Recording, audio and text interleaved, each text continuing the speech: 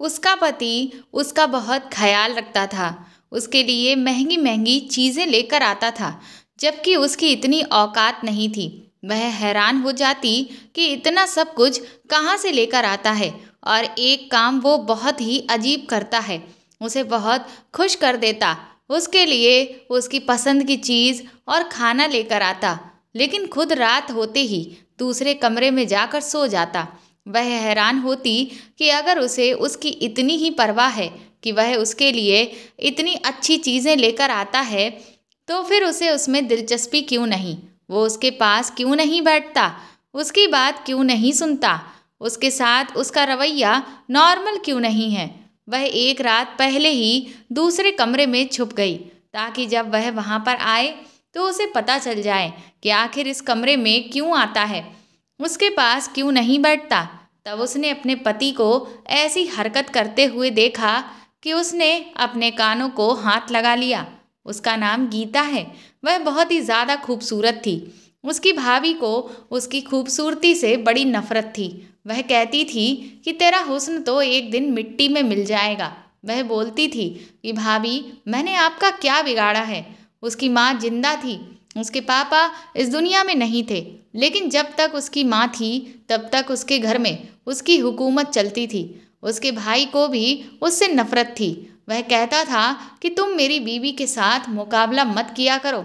थोड़ी बहुत वह भी मगरूर थी, क्योंकि उससे कोई गलत बात बर्दाश्त नहीं होती थी। अब वह अगर उसकी माँ को टाइम पर खाना नहीं दे रही है या पुराना खाना दे रही है तो उसे गुस्सा आ जाता था। एक दिन तो उसकी भाभी ने उसकी माँ के सामने खराब खाना रख दिया, जबकि उसकी माँ पहले ही शुगर की मरीज थी। उसने कहा, पहले ही उनकी तबीयत खराब रहती है, तुम्हें नया खाना नहीं बनाना था तो तुम बता देती। पुराना खाना देकर क्यों मेरी माँ को मारना चाहती हो? इस बात पर ऐसी लड़ाई हुई कि उन दोनों ननद भाभी में हाथापाई भी हो गई। उसके भाई ने तो अपनी बीवी का ही साथ दिया और उसने उससे कहा कि तुझे तो मैं एक दिन ऐसा सीधा करूँगा कि तुम बिल्कुल तीर की तरह सीधी हो जाओगी। तू छोटी है, तुझे बड़ी भाभी से ऐसी बातें नहीं करनी चाहिए। उसने कहा कि बात छोटे बड़े की नहीं है, कुछ गलत करेगी तो मैं ज़रूर बोलूँगी। उस रात उसकी माँ की तबीयत खराब हो गई। इतनी खराब हुई कि वह अस्पताल पहुँच गई और 4 दिन तक बीमारी से लड़ने के बाद इस दुनिया से चली गई। वह बहुत परेशान हुई। थोड़े बहुत रिश्तेदार थे, लेकिन वह सारे ही उसकी माँ के ससुराल वाले थे, इसीलिए उनको कोई ज़्यादा दुख नहीं हुआ। उन्होंने बस थोड़ा अफसोस किया और चले गए। अब घर में सिर्फ उसका भाई और वह थी। एक रात भाई कमरे में आया और उसने कहा, मम्मी इस दुनिया में नहीं रही। उसे लगा कि कहेगा कि कोई बात नहीं, मैं हूँ, किसी चीज़ की ज़रूरत हुई तो मुझसे कह देना। पर उसने कहा कि अगले रविवार को तुम्हारी शादी है। जब उसने ऐसी बात सुनी तो वह हैरान रह गई। उसने कहा कि हाँ, तुम्हारी शादी कर रहा हूँ, अपने घर की ही हो जाओगी तो अच्छा रहेगा। उसमें इतनी हिम्मत नहीं थी कि वह पूछे कि उसकी शादी किससे हो रही है। उसने कहा, इतनी जल्दी शादी? उसके भाई ने कहा कि बस शादी की रस्म है, क्योंकि अभी अभी माँ मरी है। तेरे दिल में अगर कोई अरमान है तो उसको दिल में ही दबा लेना। मैं तुम्हारे लिए 1 महीना पहले ढोलकी नहीं बजवा सकता और ना ही तुम्हारे दूल्हे को घोड़ी पर ला सकता हूँ। इतना कहकर वह कमरे से चला गया और उसने तकिए पर सर रखकर रोना शुरू कर दिया। लेकिन फिर दिल को ये सोचकर तसल्ली दे दी कि चलो, शादी तो एक दिन होनी ही थी। अगर हो जाएगी तो उसका अपना घर तो होगा, किसी की गुलामी तो नहीं करनी पड़ेगी।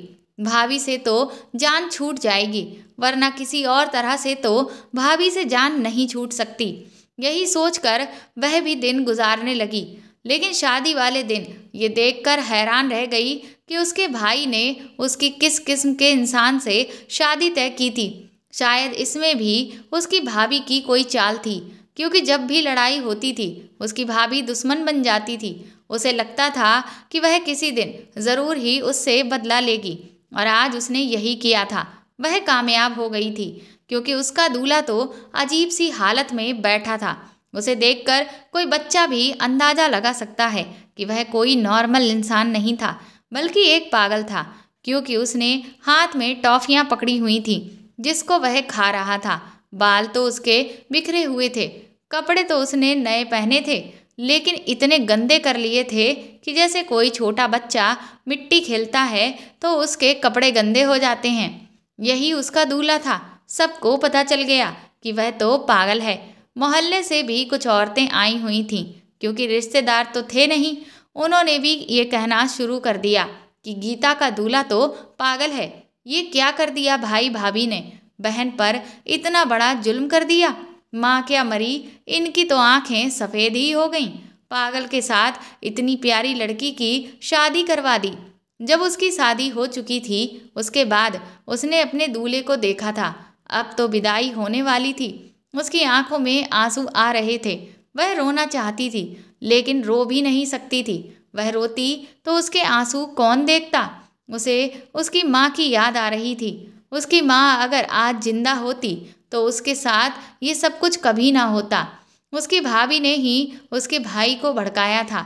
उसको ज़रा ख्याल ना आया कि वह अपनी बहन की शादी एक पागल के साथ कर रहा है। कैसे रखेगा वह उसे, क्या खिलाएगा, क्या पिलाएगा। आजकल तो लोग अपनी बेटियों की शादी ऐसे लड़कों के साथ भी नहीं करते जिनके पास नौकरी नहीं होती, और इसके पास तो अकल भी नहीं थी, तरीका भी नहीं था। उसका दिल किया कि जाने से इनकार कर दे। उसके बाद क्या होता, उसका ही तमाशा बनता। ये लोग फिर भी उसे यहाँ से निकाल ही देते। इसीलिए वो चुपचाप विदा हो गई। जाते जाते भाई ने सर पर हाथ रखने की कोशिश की तो वो पीछे हट गई। सब लोगों ने ये मंजर देखा। उसने कहा कि जरा इसकी भी बेइज्जती हो, इसको इतना तो जता दूं कि इसने जो मेरे साथ किया है वह अच्छा नहीं किया। भाभी भी मिलने के लिए आगे हुई तो वो उनसे भी ना मिली, क्योंकि उन्होंने तो सबके सामने ही कह दिया था कि तुम्हारी शादी करवा दी, नखरे ना दिखाओ और अपने घर जाओ और दफा हो जाओ। कौन सी भाभी आखिर ऐसा कहती है अपनी ननद को, वह भी उसकी विदाई वाले दिन। अरे दिल में जितनी भी नफरत हो, इस तरह से तो कोई भी बेटी को घर से ये कहकर नहीं निकालता कि दफा हो जाओ। उसके साथ जितना बुरा सलूक हो रहा था, उसके ऊपर जो जुल्म हो रहा था, उसे पता था कि एक दिन इंसाफ जरूर होगा। लेकिन अभी तो उसे अपना समय बहुत खराब नजर आ रहा था। कुछ समझ नहीं आ रहा था। उसका दूल्हा पागल था, लेकिन उसका घर अच्छा था। 3 कमरों वाला घर था। वहाँ पर उसका कोई भाई भी था। उसे लगा कि वह भी इसी घर में रहता है। लेकिन जब रात हुई तो उसकी जगह उसका भाई कमरे में आया। वह जरा सा घबरा गई। उसने कहा, भाभी घबराने की ज़रूरत नहीं है। दरअसल ये भी मेरा घर है। वहाँ दूसरी जगह भी मेरा घर है, जहाँ पर मेरी बीवी बच्चे मेरा इंतज़ार कर रहे हैं। अब आपको ही इसे संभालना है। मेरी बीवी की इससे नहीं बनती, क्योंकि इसके साथ उसके संबंध अच्छे नहीं हैं। माँ बाप हमारे भी नहीं हैं, बस अब आप हैं और आपका पति है। ये घर है। अगर आपको समझ ना आए कि कौन सी चीज़ कहाँ पड़ी है, फ़ोन करके पूछ लीजिएगा। दीवार पर मेरा नंबर लिखा हुआ है, पर अगर ये ज़्यादा तंग करने लगे तो भी आप मुझे बुला सकती हैं। लेकिन देखिए, मैं भी बाल बच्चे वाला हूँ। मेरी बीवी को मेरा यहाँ आना जाना ज़्यादा पसंद नहीं है। अगर कोई बहुत ज़्यादा इमरजेंसी हो तो फिर आप बुला लीजिएगा, वरना खुद ही हालात को संभालने की कोशिश कीजिएगा, क्योंकि अब ये तो आपका ही पति है और आपको इसके साथ ही रहना है। वह समझ रही थी कि उसकी ज़िंदगी कितनी बुरी होने वाली थी। उसने हाँ में सिर हिला दिया। और क्या कह सकती थी वो? वह बोला कि आप ज़्यादा परेशान ना हो, एक दिन सब कुछ ठीक हो जाएगा। उसे पता था कि वह तसल्ली दे रहा है, लेकिन फिर दोबारा उसने कहा कि मैं आपको बताने की कोशिश कर रहा हूँ भाभी कि एक दिन सब ठीक हो जाएगा। आप बिल्कुल परेशान नहीं होना। पता नहीं इसने इस बात को 2 बार क्यों बोला और इतना जोर देकर क्यों बोला। फिलहाल तो उसे कुछ समझ नहीं आ रहा था। उसने कहा, ठीक है। उसका पति दूसरे कमरे में बैठा था। वह जब उस कमरे में गई तो हैरान रह गई। ये कमरा शायद उसी का था। यहाँ पर काफ़ी सारी चीज़ें टूटी हुई थीं, पर कुछ खिलौने वगैरह भी पड़े थे। शायद उसका दिमाग बचकाना था। उसने उसे देखा तो वह डर गई। उसे लगा कि उससे कोई बात करेगा, कुछ बोलेगा या कोई काम कह देगा, पर उसने ऐसा कुछ नहीं किया। वह चुपचाप जाकर अपने कमरे में सो गई। उसका दिल तो किया दरवाजे को अंदर से कुंडी लगा ले, लेकिन फिर उसने ऐसा नहीं किया। कहने में बड़ा अजीब लगता है, लेकिन ऐसी सुकून की नींद उसे पहले कभी नहीं आई थी। आंख खुली तो हैरान रह गई। सामने उसका पति बैठा था। उसे देखकर वह डर गई। फिर जब उसने टेबल की तरफ देखा तो उसकी आंखें खुली की खुली रह गईं। टेबल पर तो नाश्ता पड़ा हुआ था। नाश्ता तो बाजार का लग रहा था। उसने उसकी तरफ देखा और आसपास देखा। उसे लगा शायद उसका भाई आया है और वही नाश्ता लेकर आया है, लेकिन घर में कोई भी नहीं था। बाहर वाला दरवाज़ा तो अभी भी बंद था। रात को उसने खुद कुंडी लगाई थी। उसके पति ने उससे कहा कि नाश्ता कर लो, और वह भी नाश्ता करने के लिए बैठ गया। वह हैरान रह गई। उसने कहा, इसको इतना पता है कि इसकी शादी हुई है तो बाजार से नाश्ता लेकर आना है, फिर ये कैसे पागल हुआ। लेकिन फिर उसने अजीब सा गाना गाना शुरू कर दिया। ये किसी कार्टून का गाना था जो वह समझ गई थी। शायद ही ये एक नॉर्मल सी हरकत है। शायद इसे भी भूख लगी होगी और इसके पास थोड़े बहुत पैसे हों। इतना काम तो कोई छोटा बच्चा भी कर लेता है। खैर, उसने नाश्ता कर लिया। उसके बाद वह घर को साफ करने लगी। अपने देवर से वो ये पूछना भूल गई कि ये घर कैसे चलता है, लेकिन फिलहाल तो घर में ज़रूरत की सारी चीज़ें पड़ी हुई थीं। उसने अपने देवर का नंबर मिलाया, पर नंबर नहीं मिल रहा था। उसने दोपहर का खाना भी बना दिया। उसकी घर में ऐसे ही चलने लगी। उसका पति अचानक ही कहीं चला गया तो वह परेशान हो गई। उसे लगा कि पता नहीं शायद घर से ही भाग गया है। उसने इसीलिए फिर अपने देवर को कॉल की थी। उसने कहा कि हाँ, वह कभी कभी चला जाता है लेकिन वापस आ जाता है। परेशान होने की ज़रूरत नहीं है, रात तक वापस आ जाएगा। अगर रात तक भी वापस नहीं आए तो फिर आप मुझे बता देना। उसने कहा ठीक है। रात हुई तो उसका पति वापस आ गया। उसके हाथ में कोई चीज़ थी जो उसने उसे पकड़ा दी। उसने खोलकर देखा तो उसके अंदर फूल थे। उसने कहा, ये क्या है? तो उसने कहा कि मैं तुम्हारे लिए लेकर आया हूँ। वह हैरान रह गई। उसने फूल उसके पास रखे और खुद दूसरे कमरे में चला गया। थोड़ी देर के बाद देखा तो वह कमरा अंदर से लॉक था। उसने कमरे के दरवाजे के पास जाकर सुना तो कमरे से लड़कियों के चीखने चिल्लाने की आवाज़ें आ रही थीं। उसे कुछ समझ नहीं आया। दरवाज़ा बजाने की उसमें हिम्मत नहीं हुई। वो आकर अपने कमरे में लेट गई। उसे इस घर में किसी चीज़ की कमी नहीं लग रही थी। उस घर में उसके दिन अच्छे गुजर रहे थे। जैसा उसने सोचा था वैसा कुछ नहीं हो रहा था, बल्कि सब अच्छा ही हो रहा था। बल्कि उसका पति उसके लिए रोज़ कोई ना कोई चीज़ लेकर आता था। पता नहीं उसके पास पैसा कहाँ से आता था। घर में भी हर चीज़ मौजूद थी। जब घर का सामान थोड़ा खत्म होने लगा तो एक दिन उसका भाई आया और उसने आकर 20,000 रुपये उसे दिए। उसने कहा कि ये घर भी आप ही चलाते हैं? तो उसने कहा, नहीं, ऐसी कोई बात नहीं है। दरअसल हम दोनों भाइयों के नाम कुछ दुकानें हैं, उनका किराया आता है तो मैं उसमें से महीने में 20,000 रुपये पहली तारीख को दे जाता हूँ। आज पहली तारीख है तो मैं आपको पैसे देने के लिए आया हूँ। उसने कहा ठीक है। उसने घर की ज़रूरत का सामान ले लिया। उसके घर में टीवी भी था, एसी भी था, सब कुछ था। एक दिन भूले भटके उसकी भाभी और भाई उसके घर पर आ गए। उनको तो पता था कि उन्होंने उसकी शादी पागल से करवाई है। उसे पता था कि देखने आए होंगे उसका क्या हाल हुआ है, लेकिन जब उसे देखा तो हैरान रह गए। उसने नया जोड़ा पहना हुआ था। उसकी भाभी ने कहा, ये जोड़ा कहाँ से आया? इन लोगों ने तो तुम्हारे लिए सिर्फ 2 ही जोड़े बनवाए थे और हमने भी तुम्हारे लिए कुछ नहीं बनवाया था। उसने कहा, पति ने मुझे लाकर दिया। उसकी भाभी बोली कि तुम्हारे पति को तो मुंह हाथ धोना नहीं आता, तो तुम्हारे लिए जोड़ा कहाँ से लाएगा? उसने कहा कि उसी ने मुझे लाकर दिया है। आपको किसने कहा कि उसे हाथ मुंह धोना नहीं आता? ये देखें, मैं आपको दिखाती हूँ मेरे लिए क्या क्या लेकर आया है। जब उसने सारी चीज़ें अपनी भाभी को दिखाईं तो वह भी हैरान रह गई। उन्होंने कहा, ये सब कुछ कहाँ से लेकर आता है? कहीं से चोरी करके तो नहीं ला रहा है? उसने कहा कि ये चीज़ तो बिल्कुल नई है। उसकी भाभी बोली कि नहीं, मुझे तो नई नहीं लग रही है। वो सोचने लगी ये क्या बात हो गई।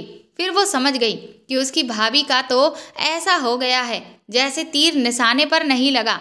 वह उसके साथ कुछ बुरा करना चाहती थी पर बुरा नहीं हुआ तो बड़ी परेशान हो गई थी। खैर, उसने भी सर उठाकर उनको सारी चीज़ें दिखाईं और बड़ी खुश हो गई। उसकी भाभी ने कहा, देखो, शायद मैंने जल्दबाजी में आकर गलत फैसला कर दिया था, लेकिन तुम तो खुश लग रही हो। उसने अपने भाई को कहा कि आपने कोई गलत फैसला नहीं किया, मैं वाकई खुश हूँ, मुझे कोई दिक्कत नहीं है, मुझे इस घर में किसी चीज़ की कोई कमी नहीं है। हम भी तो गरीब लोग ही थे ना, अगर हमारी शादी होती तो हमारे जैसे ही लोगों में ही होती। लेकिन ये देख लें, ये लोग तो आपसे भी अच्छे हैं। इस घर में तो एसी भी लगा हुआ है, गर्मी होती भी है तो भी सुकून से नींद आती है। उसकी भाभी का मुंह लटक कर रह गया था। उसे पता था कि घर आते ही ये उसके भाई से झगड़ा करेगी। अच्छी बात यह है कि उसे खुश देखकर वह जाकर आपस में झगड़ा करते, यही उनकी सजा थी।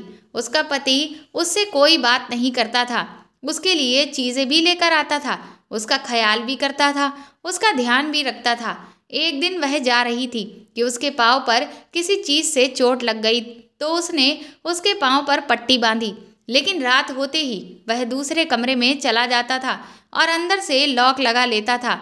उसके कमरे से देर रात लड़कियों के चीखने की आवाज़ें आती थीं। वो सोचती कि आखिर कमरे से लड़कियों की आवाज़ कैसे आती है।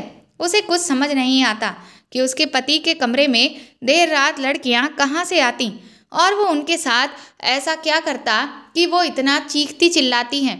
उसे बड़ी परेशानी होती थी कि ये किस किस्म का मामला है। वह उससे बात करना चाहती थी, पूछना चाहती थी। उसने फिल्म ड्रामे में देखा था कि मोहब्बत में इंसान ठीक हो जाता है, शायद वह भी उसको ठीक कर लेती, और अगर वह ठीक हो जाता तो फिर इस दुनिया का सबसे अच्छा मर्द होता, क्योंकि खूबसूरत वह था ही, जवान भी था, पैसों की भी कोई कमी नहीं थी, घर भी था, उसका अपना था, इतना सारा सामान भी था। अगर पति ठीक होता तो उसकी पूरी जिंदगी सेट हो जाती, लेकिन वह उससे बात नहीं करता था। उसकी एक दोस्त पागलों की डॉक्टर बन गई थी। उसने उसे एक बार बताया था कि ऐसे लोगों को बहुत प्यार और मोहब्बत की ज़रूरत होती है, और अगर उनकी ज़िंदगी में कोई हो तो वह उसे बहुत प्यार और मोहब्बत देते हैं, मतलब आम इंसान से भी ज़्यादा। लेकिन यहाँ पर तो मामला उल्टा था। आहिस्ता आहिस्ता उसे बात समझ आने लगी कि जो भी मामला है उसका ताल्लुक उस कमरे से ज़रूर है, क्योंकि उसका पति उस कमरे में ही चला जाता था। इसीलिए उसने सोच लिया कि उसे पता लगाना होगा कि वो कमरे में क्या करता है। एक बार वो उस कमरे में गई, पर वहाँ पर ऐसा कुछ भी उसे नहीं दिखा था। उसकी भाभी ने लोगों को कहना शुरू कर दिया कि पागल से शादी हुई है, लेकिन वह बड़े अच्छे हालात में है, उसके मुंह से निकल गया होगा। और ये बात उस तक भी पहुंच गई थी, क्योंकि मोहल्ला तो एक ही था। वह तो बहुत ज़्यादा खुश थी, उसके पास सब कुछ है, उसके पास पैसे भी होते थे, घर के सारे मामलात उसके हाथों में थे, पैसे आ जाते थे, उसका पति उसका ख्याल भी करता था और रोज़ उसके लिए कोई ना कोई नई चीज़ भी लेकर आता था। वह कहाँ जाता था उसे नहीं पता। वह एक बार उसके पीछे पीछे गई, लेकिन उसे रास्ते का नहीं पता था, इसीलिए वह वापस आ गई। उसका पति तो उसकी आंखों के सामने से न जाने कहाँ चला गया। उसके पति को रास्तों का बहुत अच्छी तरह से पता था। शायद किसी बाग में बच्चों के साथ खेलने के लिए जाता होगा, क्योंकि उसके पास इस तरह के काफ़ी सारे सामान थे, इसीलिए उसने इस बात पर ज़्यादा ध्यान नहीं दिया। लेकिन उसे ये बात ज़रूर पता लगानी थी कि कमरे में क्या है, और वह दिन के वक्त पर कमरे को ताला लगाकर चला जाता था। एक दिन उसने चाबी गायब कर दी और ताला भी खोल लिया। उसके पति को ताला नहीं मिला तो वह बगैर ताला लगाए ही चला गया। उसका प्लान था कि वह पहले से ही कमरे में अंदर छुप जाएगी, और जब वह कमरे में आएगा तो उसे पता चल जाएगा कि वह क्या कर रहा है। लेकिन जैसे ही उसका पति घर में आया, उसे तलाश करने लगा। उसको उसका नाम याद हो गया था, उसे उसके नाम से ही बुलाता था। कभी कभी देखकर बड़ा दुख होता कि ये भी तो किसी की औलाद है, कितना खूबसूरत नौजवान है, और इसके साथ न जाने क्या हुआ है कि ये पागल हो गया है। जाहिर है ये पागल पैदा तो नहीं हुआ होगा, क्योंकि कहते हैं कि ऐसे लोगों की उम्र कम होती है। शायद इसके साथ कुछ हादसा हुआ हो। उसने अपने देवर से भी पूछने की कोशिश की थी, पर उसने उसे कुछ नहीं बताया। बोला कि वक्त के साथ साथ सब कुछ पता चल जाएगा। ये किस किस्म की बात थी? वक्त के साथ कैसे पता चल सकता है? उसने अपने पति की पुरानी तस्वीरें मिली थीं। वह शकल से बहुत ही गुस्से वाला और जिद्दी लगता था। ऐसा लगता था कि जैसे पूरे खानदान का सबसे खूबसूरत नौजवान था। लेकिन फिर ऐसे हाल पर कैसे पहुंच गया? मन में ऐसे ही उल्टी उल्टी सीधी बातें और सवाल आते थे, पर आज तो उसे पता ही चल जाना था। फिर उसने सोचा, उसके बाद में देखते हैं उसे क्या करना है। कहीं कोई ऐसी वैसी बात ना हो। उसका पति फिर से उसके लिए कोई चीज़ लेकर आया था। कमरे में गया, लेकिन उसने महसूस किया कि कमरे में वो नहीं है, तो उसने वो चीज़ वहीं पर रख दी। उसे थैली रखने की आवाज़ सुनाई दी। वह उस कमरे में आ गया। वो कमरे में अंदर ही छुपी हुई थी। उसने दरवाजे को अंदर से लॉक लगा दिया। वो कुर्सी पर सर पकड़ के बैठ गया। वह पर्दे के पीछे से उसको देख रही थी। उसको अंदाजा भी नहीं था कि वह कमरे के अंदर है। वह सर को ऐसे अंदाज में पकड़े बैठा था जैसे लगता था बड़ा आदमी सोच विचार कर रहा हो। उसके चेहरे पर से अचानक से पागलों वाले जज्बात ही गायब हो गए थे। अभी से मामला उसे कुछ गड़बड़ लग रहा था। कोई ना कोई बात थी जो नॉर्मल नहीं थी। थोड़ी देर के बाद उसने अपने बेड के नीचे से बैग निकाला और बैग से एक लैपटॉप निकाला। वह हैरान रह गई। ये लैपटॉप उसके पास कब आया? और लैपटॉप बिल्कुल ठीक ठाक था, टूटा हुआ भी नहीं था। उसकी वैसे तो सारी चीज़ें टूटी ही हुई थी। उसने लैपटॉप खोला तो थोड़ी देर के बाद लैपटॉप से लड़कियों के चीखने चिल्लाने की आवाज़ें आने लगती हैं और वो किसी से बात करने लगता है। और जब उसने बात करनी शुरू की तो उसकी तो ऐसी हालत खराब हुई कि वह हैरान रह गई। वह किसी आदमी से बात कर रहा था और कह रहा था, मैंने आपसे पहले ही डील की थी कि मैं आपको लड़की 1-2 महीने में पहुंचा दूंगा। अभी वो मेरे जाल में फंस गई है। उसको यकीन हो गया है कि मैं पूरी तरह से पागल हूँ। अगले हफ्ते आधी रात को आप गाड़ी भेज देना। मैं रोज़ बाजार से उसके लिए कुछ लाता हूँ। उस दिन कुछ खाने पीने का ले आऊँगा और फिर उसमें बेहोशी की दवा मिला दूंगा और उसको आपके हवाले कर दूंगा और मोहल्ले में ये खबर फैला दूंगा कि मैं पागल था, इसीलिए वो मुझे छोड़ के भाग गई। आप मेरे 20 लाख रुपए तैयार रखो। मैंने पहले भी आपको कई लड़कियां सौंपी हैं, ये भी मिल जाएगी। ये सब सुन के तो गीता के पसीने छूट गए। लड़कियों की आवाज़ लैपटॉप से आती थी। उधर जो आदमी बात कर रहा था उसके पास कई लड़कियां थीं जो रो रही थीं, गिड़गिड़ा रही थीं। उसके बाद उसने अपने भाई को फ़ोन मिलाया और उससे कहा कि अब प्लान को पूरा करने का वक्त आ गया है। अगले हफ्ते लड़की बेच देनी है। उसका भाई भी उसके साथ मिला था। गीता हैरान रह गई कि वह उसका पति जो दुनिया के सामने पागल बना हुआ यहाँ पर बैठकर लड़कियों को बेचने का काम कर रहा है। गीता को अब कुछ भी समझ नहीं आ रहा था। वो अपनी किस्मत को कोस रही थी और सोच रही थी कि उसे जल्द से जल्द इस घर से निकलना होगा, वरना ये दोनों भाई उसकी ज़िंदगी को और नर्क बना देंगे। लेकिन फिर उसने सोचा कि ये तो पहले भी न जाने कितनियों ही लड़कियों की ज़िंदगी खराब कर चुके होंगे। ये अगर यूं ही आज़ाद रहे तो आगे भी न जाने कितनी लड़कियों की ज़िंदगी खराब करेंगे। उसने सोचा कि उसे इन्हें पकड़वाना होगा। पति के कमरे से बाहर जाते ही वो कमरे से निकली और चुपचाप अपने कमरे में लेट के सो गई। रात को जब पति सो गया था तब वो उठी और लैंडलाइन से उसने पुलिस को फ़ोन लगाया और सारी बातें पुलिस को बता दी। कुछ ही देर में पुलिस आ गई। उसने घर का दरवाज़ा खोला। पुलिस से उसके पति के कमरे का दरवाज़ा खुलवाया। वो पुलिस को देखकर पहले चौंका, फिर पागलपन की एक्टिंग करने लगा। गीता तुरंत कमरे के अंदर घुसी और बेड के नीचे से लैपटॉप निकालकर तुरंत सबूत के तौर पे पुलिस को दे दिया। उसका पति हैरान खड़ा सब देख रहा था। उसे कुछ समझ नहीं आ रहा था कि अचानक ये सब क्या हो गया। उसके बाद उसके देवर को भी पुलिस ने गिरफ्तार कर लिया। लैपटॉप और फ़ोन से मिले सबूतों से उसके पति और देवर का जुर्म साबित हो गया। पुलिस ने गीता को बताया कि इन दोनों भाइयों को पुलिस महीनों से ढूंढ रही थी। इन पर 50,000 का इनाम भी था। पुलिस ने उसका शुक्रिया अदा किया और 50,000 रुपये का इनाम भी गीता को दिया। गीता को अब समझ नहीं आ रहा था कि वो कहाँ जाए। भाई भाभी तो उसे पहले ही रखना नहीं चाहते थे। गीता पहले अपने पति के घर वापस आती है और अपना सामान पैक कर रही होती है। तभी उसके पास उसकी डॉक्टर फ्रेंड का फ़ोन आता है तो वो उसे सारी बात बताती है।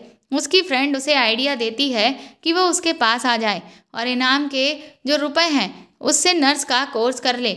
उसके बाद वो उसे अपने हॉस्पिटल में नर्स की नौकरी दिलवा देगी। गीता अपनी दोस्त के पास चली जाती है। आज इस घटना को 3 साल हो गए। गीता के पति और देवर को जेल हो गई। उनका पूरा गैंग भी पकड़ा गया। मिली हुई लड़कियों को उनके घर भिजवा दिया गया और गीता का उसके पति से तलाक भी हो गया था और नर्स का कोर्स करके वो आज नर्स की नौकरी कर रही है। और उसके साथ ही पढ़ने वाला एक लड़का था राजीव, जो कि काफ़ी अच्छा इंसान था। उसे गीता पसंद आ गई थी। अब बहुत जल्द दोनों शादी करने वाले हैं। एक बार फिर गीता की ज़िंदगी में खुशियाँ लौट आई हैं। दोस्तों, बुराई के रास्तों पे चलने से बचें। ये रास्ते आपको एक दिन गड्ढे में ज़रूर गिरा देते हैं। तो दोस्तों, आपको ये कहानी कैसी लगी कमेंट करके ज़रूर बताएं और प्लीज़ इस कहानी को ज़्यादा से ज़्यादा शेयर और लाइक करके मेरे चैनल को सपोर्ट करें। साथ ही अगर आप चाहें तो मुझे सुपर थैंक्स भी खरीद कर दे सकते हैं। सुपर थैंक्स का ऑप्शन आपको इस वीडियो के नीचे दिए हुए सभी ऑप्शंस में दिख जाएगा, जो कि हार्ट शेप में बने हुए डॉलर के साइन के तौर पर है। और अगर आप मेरे चैनल पर नए हैं तो सब्सक्राइब करके बेल आइकन को ज़रूर दबा दीजिएगा, ताकि आगे भी मैं आपको ऐसी ही अच्छी कहानियाँ सुनाती रहूँ। Thank you.